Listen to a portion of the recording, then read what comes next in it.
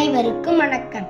1903ஆம் ஆண்டு ஜூலை 15ஆம் நாள் பிறந்த கர்ம வீரர் காமராஜரின் 122வது பிறந்த நாளை சிறப்பிக்கும் விதமாக காமராஜர் பற்றிய அகரவரிசை கவிதை.